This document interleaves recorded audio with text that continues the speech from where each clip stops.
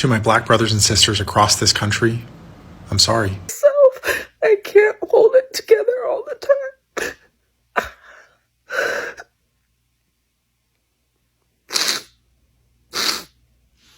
I just feel so alone. Hello brothers and sisters, I really hope you're all doing fine from wherever you are watching me from now. Most of the white MAGA supporters or the white farmers are now crying out to the black community for help.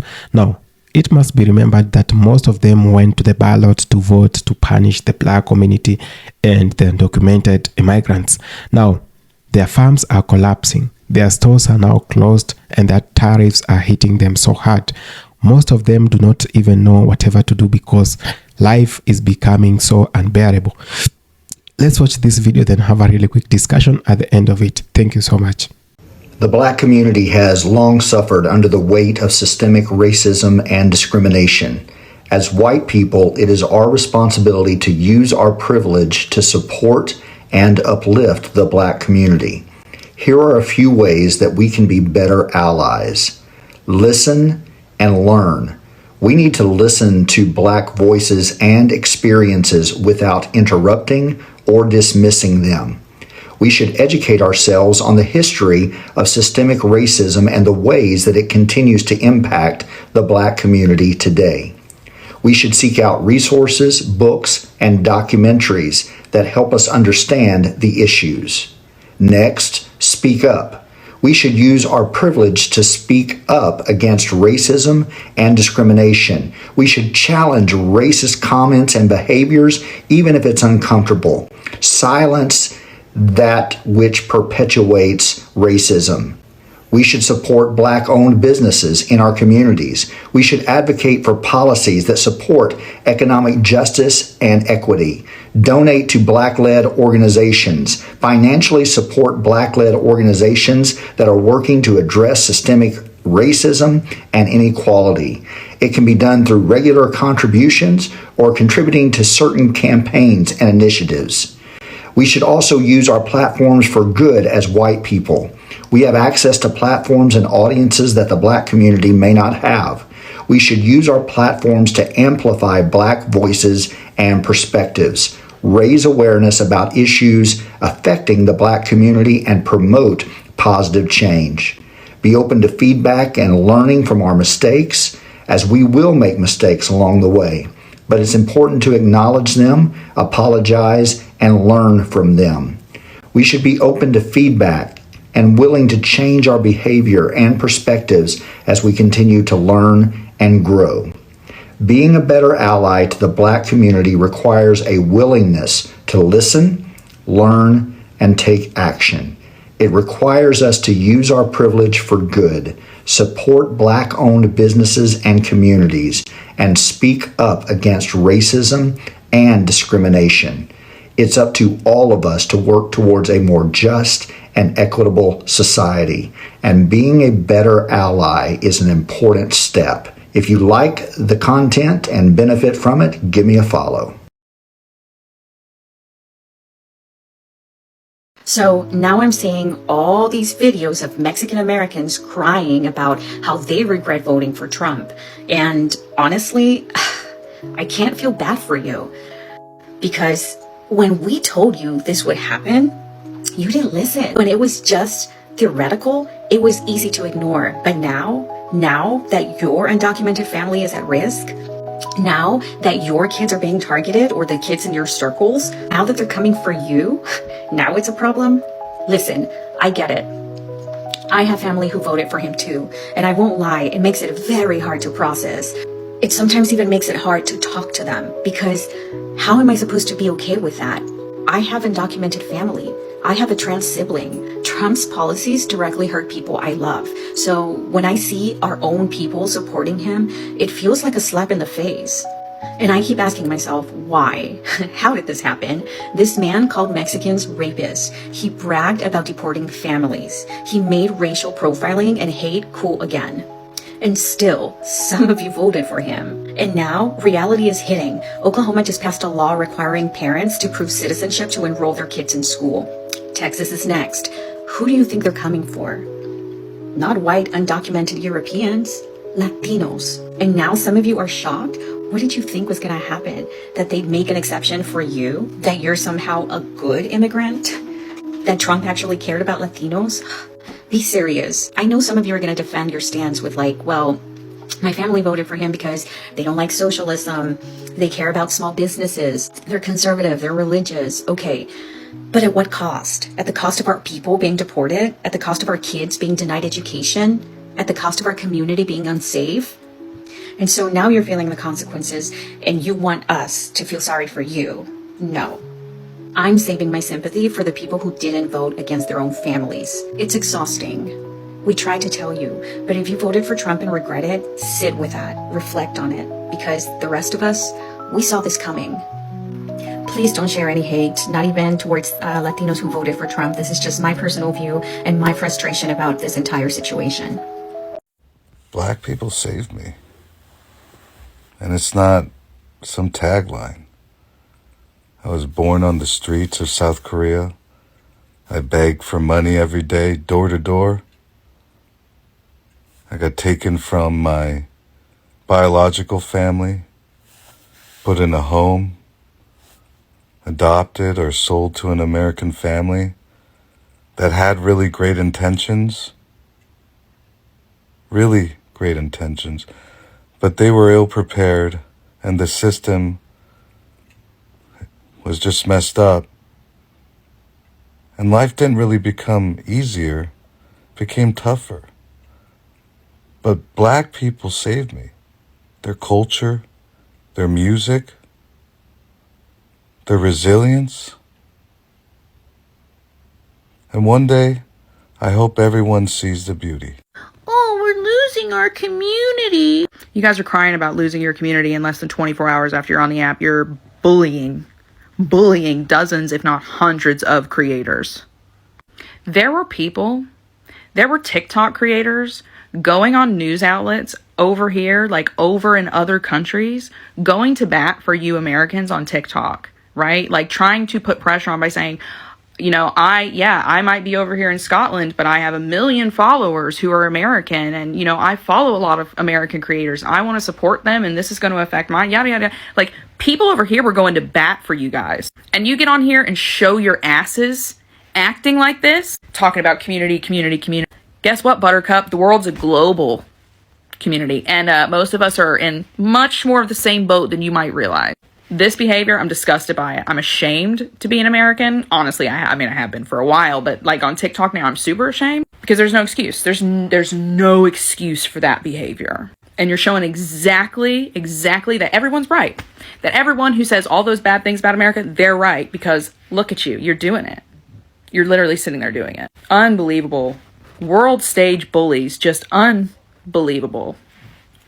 You guys enjoy. Enjoy. Man, what's going on TikTok? How y'all doing? Hope y'all having a wonderful day. But check this out. Man, I noticed something with this deportation thing. I just couldn't figure it out. I said it in my video, but I just never thought about it. These people keep saying we're going to get deported. They projecting because we the only people that didn't immigrate here. We didn't migrate here. We're not refugees to come over here. We not in the immigration system. We didn't have to pledge allegiance and denounce another country just to live here. We didn't do none of that. We not anchor babies. Our parents didn't come over here, didn't had us here. None of that. But they have. And they hate that. They jealous of that. Because number one, they thought they were going to be our replacement. They were working on it. I ain't gonna lie, they were working real hard to be our replacement. Then number two, they came over here to colonize us. But when they found out that Trump made it a way where we are emancipated people, we are children of slaves. We can't be deported. They hate that and that bothers them. That jealousy and envy bothers them because they already come over here with jealousy. They already come over here with envy. But now they see we can't go nowhere. Now they want us to be scared with them. They want us to be scared of if we see an unmarked car drive past our house. They want our heart to be beating fast. You know what I mean? When we go to restaurants and we see ICE come take somebody, they want us to be scared with them. And we just out here popping fans, you know what I'm saying? Where them fans at? We just popping fans, having fun, enjoying life, talking, trying to get our money right, trying to see what's going to happen in the future. We ain't even thinking about ICE. We're not even thinking about being deported like they is. They want us to be scared like them. They want us to be worried like them. You get what I'm saying? That, and I'm like, damn, bro, like they really are jealous of us. Not just the Africans and Caribbeans, the Mexicans are jealous of us. Because they mad because they not part of the 14th Amendment. They not. There's a lot of white people not part of the 14th Amendment either. They jealous of that, bro. We can trace our family to the 1700s. Some people can go far back than that. And they don't like it. And they jealous of it. And they hate it. I know it burns them up. Like all the contempt, all the anti-blackness they say about us, the rhetoric, the stereotypes, all that stuff they spew. And that one thing they can't get is the citizenship like we have. We emancipated people and they hate that. Ooh, they hate that. That burns them up. That's why they doing these scare tactics on us. That's why they doing all these things, because they want us to be fearful, just like them, of being deported. I just went down the rabbit hole of watching a couple dozen videos of farmers that are on the brink of bankruptcy, thanks to Donald Trump pulling the rug out from underneath them by not honoring promises made by the Biden administration, because God knows he can't honor some other president's decision. So that's where we're at. Most of these farmers that I'm seeing, it's like the level of regret for their vote is pretty extraordinary. I mean, they're basically saying they're off the Trump train. All right, good. I'm glad you learned your lesson. I'm sorry it's too late. But then there's also this like small contingency of farmers, it seems, that are almost giving him the benefit of the doubt, like it was some kind of an oopsie and that he's going to fix it. I mean, I don't know. At this point, it's not just about farmers. I think everybody's got to take a really good look at this and realize what's happening. This is on purpose. This is your government trying to hurt you. This is your government saying, I'm going to put you in a situation where you will very likely have to start selling off your equipment and potentially your farm.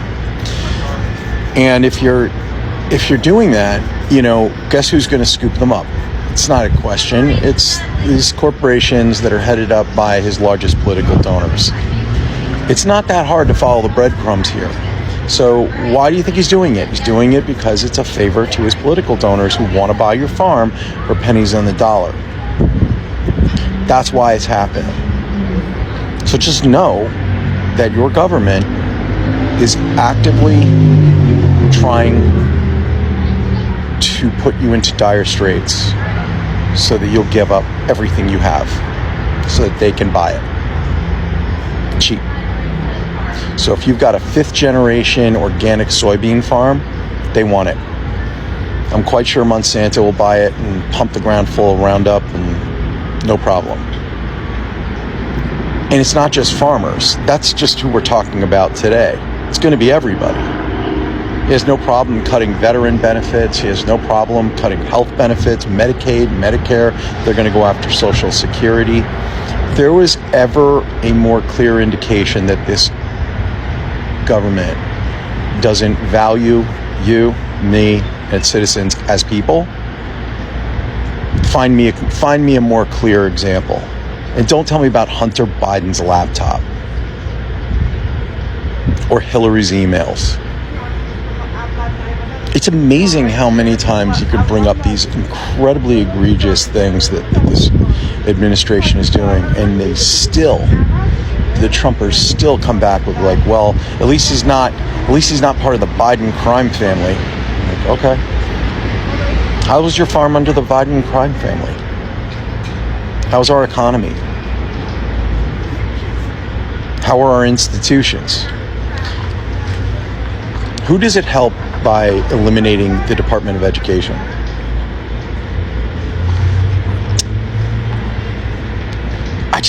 I still do not understand anyone who continues to back him. Granted, every day it's fewer and fewer people, but they're still there, more resolved than ever. And I think at some point people need to pay attention. Rural America, I hope you're watching. Farmers and ranchers, I hope you're watching, because you're being gaslit right out of existence. Hey guys, my name's Will. This is the Back 40, and let's talk about it. Nothing summarizes, nothing epitomizes, nothing represents the gaslighting that's happening to farmers and ranchers in rural America better than the Chinese trade deal that was announced today. Can you imagine a situation in rural America at any job you hold or on any farm and ranch in this country where you could be praised, lifted up, and put on a pedestal for creating a problem, blowing up the entire economy by creating that problem, backing away from your stance that created the problem, and in the end, claiming a victory because you had to back down? That's exactly what just happened today. In rural America, farmers and ranchers, I hope you're watching, because all of America is going to pay the price, but you're going to pay a very special price. And the media plays along. Headline after headline today that Trump got his trade deal with China. And oh, what a trade deal it was. He raised the tariffs to 145%. China pushed back, raising reciprocal tariffs of their own. Farmers and ranchers lost $1.6 billion in beef sales. And Australia stepped in to fill the gap. Markets that will not come back again. Are you listening, farmers and ranchers? Up to 80% of corn crop exports gone. 37 billion metric tons of soybeans sold overseas, gone. Brazil, which used to sell China 13% of their row crop reserves and consumptibles, now sells them 43%, and those markets will not be back. Pork sales down. The threats of fowl sales, chicken, turkey, etc., going down. And what did we gain as a result? The administration admits that China gave up not one single concession to get this deal. Not one.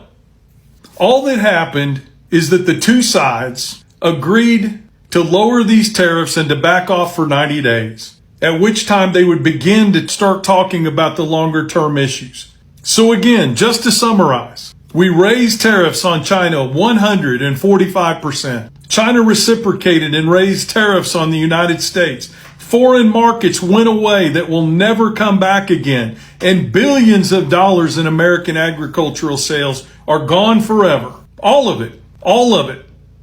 So that the president and this administration, which understand agriculture and rural America about as much as I understand brain surgery and how to walk past a Shoney's all-you-can-eat breakfast bar without dipping into the biscuits and gravy, all so that they could claim a victory. If you're not from America or have spent a long amount of time there, you may not realize how deeply segregated, racially segregated the society is. If you don't know me, I'm Goodwill Hunting. I am a writer from Northern Ireland, stroke the north of Ireland, and I'm using TikTok to get a book deal for my novel Influenced. I wasn't really going to speak about this because it's not my place to make a video like this as a white person, but this person left this comment and I just wanted to touch on it really quickly because I think it's worth just speaking about my observations as a non-American who spent time in America. So I'm going to use a really specific example so that nobody can say that I'm talking out of my arse. So I love hip hop and I was staying in New York for like a prolonged period of time over the course of a year, and I saw the Roots were playing in Philadelphia. Now it was part of a festival, so it was like the Roots, Lil Wayne, Nas, Jill Scott was there. Like there was so many amazing artists, and I was like, I have to go to this event. So I booked a ticket. It was really cheap. Also, like for America, it was cheap, and to see all of those artists like separately here, you'd be waiting years. So I booked a ticket. Also, I solo travel all the time, so I don't think anything of this, but I booked like an Airbnb, like a room just in like a shared kind of Airbnb building in Philadelphia. Now the event was in West Philly, which again, I didn't think anything of. I knew it was like where Fresh Prince is from, but that was kind of my only reference point. And I travelled down on the megabus, and on the day of the festival, I got an Uber to the event, and the guy that was driving the Uber, I will say everyone in this area was black. That's not a problem, by the way. Like I just noticed that it was like blocks and blocks and blocks and blocks, like I would say miles, everyone was black, which we don't really have here to the same extent. We do have segregated areas, but it's nowhere near the same extent. in Europe. So I go to this festival and I'm in the car and the guy's black driving the taxi, and he's like what, basically like, what are you doing here, but like in a funny way. And I was like, oh, I'm Irish, like I'm staying in New York, I just love this, like all these artists, blah blah blah, I've wanted to see the Youth Roots for ages. And he was like, oh, okay. And then he goes, you'll be fine. And I was like, what do you mean I'll be fine? And he was like, you're Irish, it's okay. And I was kind of like, okay. And I kind of picked up that it was because I'm like a white lady going to this festival alone. I just want to add, I don't think it was anything to do with like my safety or anything like that. It was more because it's not really appropriate. Like, it's just a bit of a strange thing. Like, a white American woman would never do that, you know? Anyways, I get there and like, it's a huge festival. It's like thousands and thousands of people. I would say honestly there was like 3 other white people there. Now, this is in no means a complaint. Everyone was lovely and really sound. But what I noticed was, like I say, the cultural segregation in America is crazy. Like, it's almost as if there's 2 countries running congruently beside each other. And what I found was that black people have no choice but to consume white media and to code switch and like partake in white media for the most part, whereas white people can completely opt out of black media. They can also obviously opt out of anything to do with having to engage with the black community as well. But it was just really shocking because an event like that in London would be so mixed, so diverse. People would be fucking buzzing for it, like from all different walks of life. And over there it felt, and rightly so, I understand not wanting to have loads and loads of white people like descend on that kind of event, but it was just such a stark example to me of the way that America is completely culturally divided. And like this comment says, for example, the film Sinners, so many white Americans are not going to watch that film just because it has black people in it. And it really is that deep. I think a lot of you guys that voted for Trump and are now regretting it or changed their minds, whatever, a lot of y'all keep defending him because you would much rather act like you didn't do anything wrong instead of owning up to it and saying, you know what, I made a mistake, I messed up, I wasn't doing my research, or I was lied to, I felt blinded, whatever it is. Instead of coming on here and saying that, you would much rather keep defending this man because it's what's gonna make you feel less guilty. It's gonna make you feel like what you're standing up for is the right thing, when in reality you know that it's not, and you know that you messed up, but you'd rather just continue like nothing is going on because you'd rather turn a blind eye to what's going on rather than have to own up to your shit and say, I made a mistake. Because y'all's pride is up here, it's full. Let go of that pride, let go of the ego, and just admit that you made a mistake, and that's fine. People make mistakes, we're not perfect. I don't think that everybody who voted for Trump is a bad person. I think a lot of people either didn't have the right information, they were ignorant, they were blinded, they, you know, their belief, whatever. I don't think every person who's voted for Trump is a bad person. I just don't. I don't see everything black and white. Like, I don't just see like, oh, it's either this or that. No, I think there's like in between. The world is a complex place to be in, and we're humans. We're bound to make mistakes. Shit happens. But it's more of like when you know that there's something that's going on and that's not okay, and you decide to just keep quiet, I think that's cowardly. I think you should be able to come and say, you know what, I fucked up and I'm sorry, and just try to be a better person. So if that's you and you used to support Trump or his ways, and now you're scared to come on here and say, oops, let me tell you, it takes a lot of courage. It does. And I would respect somebody that does that so much more than somebody who stands by what they believe in just for the F of it, just because that's what they believed in at some point and they are not willing to change. So, hello brothers and sisters, I really hope you're all doing fine from wherever you are watching me from. Now, there are those people who are used to attention, and when I talk about the attention is when someone goes silent, they're offended by this. Now, I've always said that most of the people have gone to election to punish those who do not agree with whatever they say or do not support their policies. And for this case, we have a group of people who have always believed that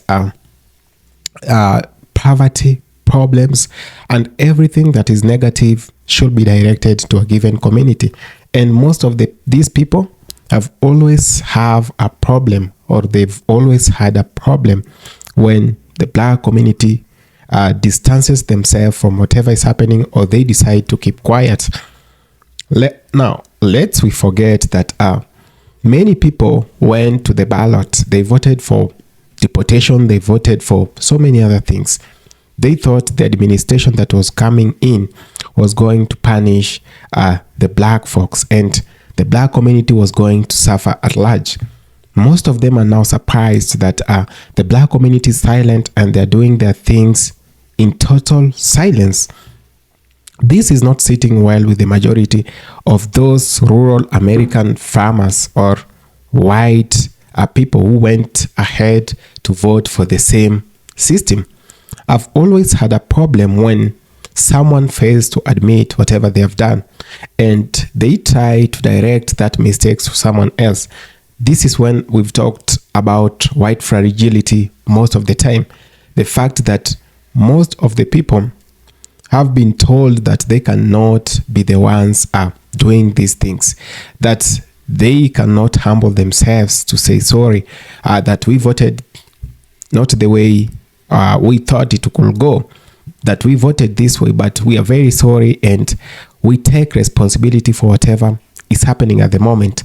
Most of them have gone ahead and they're trying to gaslight the black community to accept mistakes that were previously done by them. So if this is whatever has been happening for a very long time, if white fragility and white privileges have always taken the better of our societies, how do we expect us, or how do you expect the rest of the people who you are now blaming that they are not rooting for unity to listen to you? If you are the same person that you had the MAGA mindset on immigration, that illegal aliens had attacked or invaded your country and there was need for you to kick them out.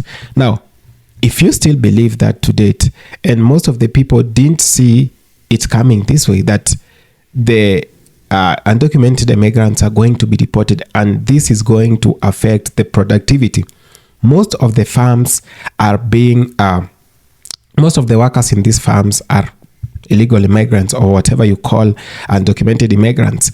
And most of these migrants are the ones that have been working hard to sustain these farms. Food security is good in the US because someone else is working in the field, that someone else is operating these machines. And when the labor goes down, production goes down, inflation will start happening. And when things are this bad in the US, you expect everyone to suffer the consequences of a decision that was made by a few number of people. Now, we've been talking very, very extensively on things that have always affected the black community. The same black community have suffered police brutality, they have suffered alienation, they have suffered so many other things. The mass incarceration that has been happening over the years. Now, when the black community was talking about these things, and when they have always tried to advocate for the same things, creating up movement like Black Lives Matter, no one has always talked about, like, they have not received the support that you expect someone to be receiving at their lowest. Now, lest we remember that we forget that George Floyd was unalived in a very brutal manner. These are caused global outrage for whatever was done, but up to date, no one has ever taken responsibility for whatever happened. The government didn't actually come out clearly and try as much as it can to put up policies that were going to guide the police behavior and how they should handle the people. You know, most of the times we do not say that a given community is always right, or a given community has always been objected or subjected to harassment. But it is good that we should remember, when equal treatment is brought at the table, when we talk about human rights, and when we try to go with the figures, you are going to realize that there is a community that has always been on the edge. There is a community, or there is a race that has always been criticized for whatever they have not even done. So when I see these videos, people ranting, people are yapping online and crying at the same time, that they want to have a truce with the black community so that someone in the black community can help them talk about the evils that is happening at the moment. The same things they voted for, it has turned against them.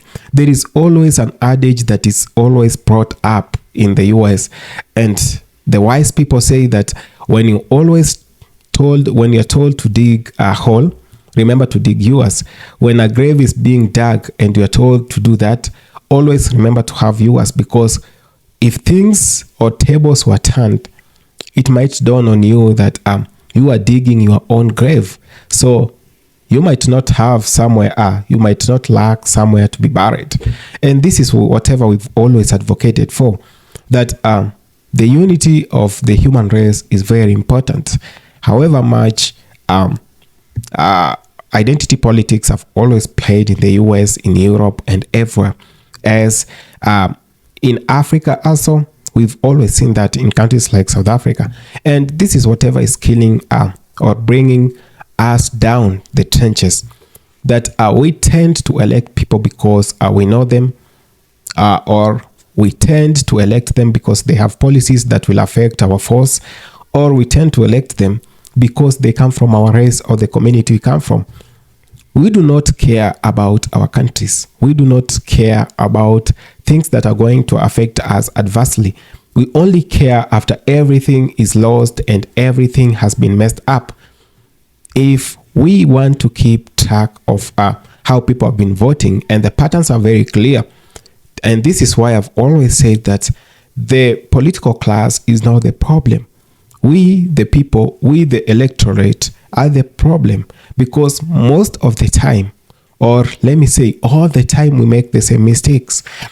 The same people crying today, they were crying in 2016, they were crying in 2020, they are now crying in 2025.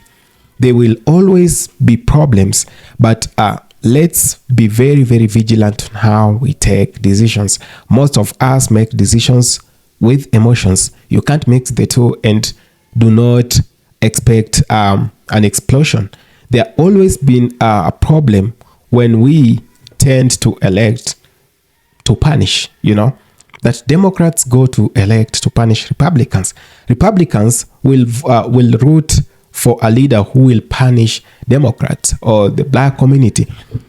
If we continue this way, are we going to have a country? No.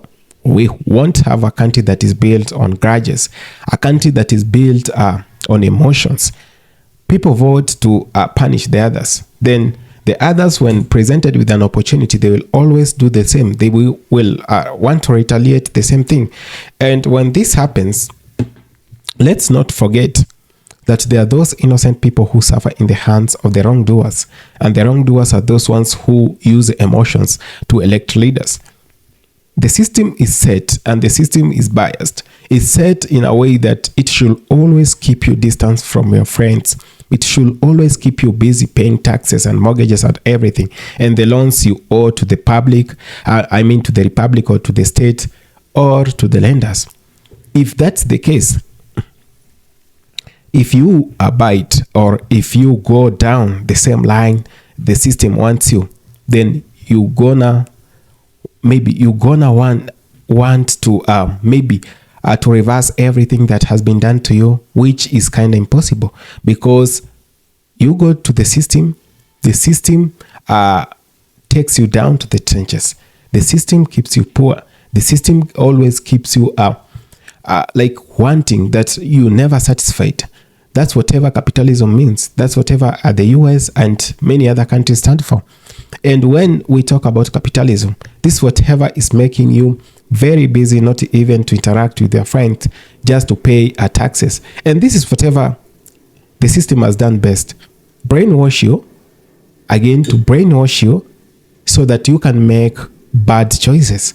But if you could have time, if you could spare some of your time, now reflect on how you've been voting, reflect on how you've been going with the policies. The policies very, very Are the policies going to help you? Are the policies going to help the people? What if the policies failed on the people that you expected the policies to work for? Are they going to work for you, or are they going to affect you in a negative way?